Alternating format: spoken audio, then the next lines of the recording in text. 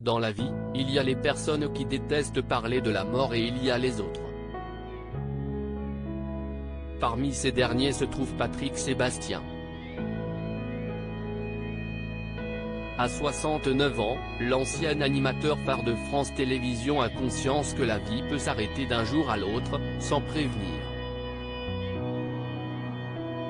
Il est bien placé pour le savoir puisque lui-même a perdu son fils Sébastien à l'âge de 19 ans. Cet épisode traumatisant de sa vie, Patrick Sébastien ne l'oubliera jamais. Plusieurs fois, la star du petit écran a pensé à la mort.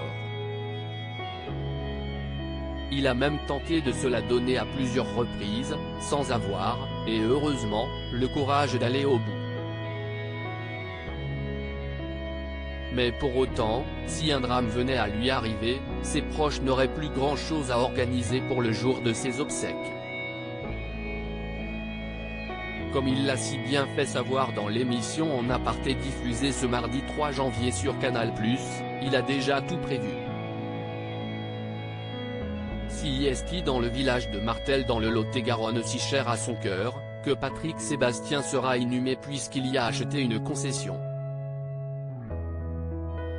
Ce n'est pas pour que les commerçants du village me fassent des avances en fonction de l'influence qu'il y aura plus tard, a-t-il indiqué, allant même jusqu'à prononcer l'épitaphe qu'il fera inscrire sur sa tombe une fois que son heure sera venue, si est une phrase de Jacques Brel qu'il a prononcée 10 minutes avant sa mort, à l'hôpital de Bobigny: si vous m'aimez, fermez vos gueules.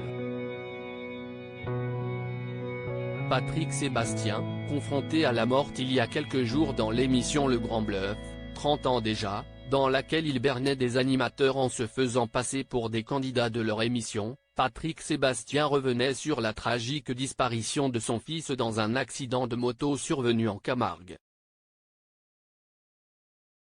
Il n'avait que 19 ans et s'apprêtait à devenir papa 5 mois plus tard d'une petite fille prénommée Marie. Cette épreuve, l'ex de Nathalie Boutot ne s'en est jamais vraiment remis. Toujours dans l'émission anniversaire de son programme phare, il est revenu sur le jour de l'identification du corps de son fils, mission quasi impossible pour lui: je n'ai pas voulu reconnaître le corps à la morgue. Dans mon subconscient, j'ai toujours cette idée que ce n'était pas lui, confiait-il aux caméras de C8. Si est d'ailleurs en pensant reconnaître son fils 2 ans après sa mort qu'il a eu l'idée du Grand Bluff. Il a même prévu de faire rapatrier le corps de son fils à Martel pour reposer à ses côtés à tout jamais.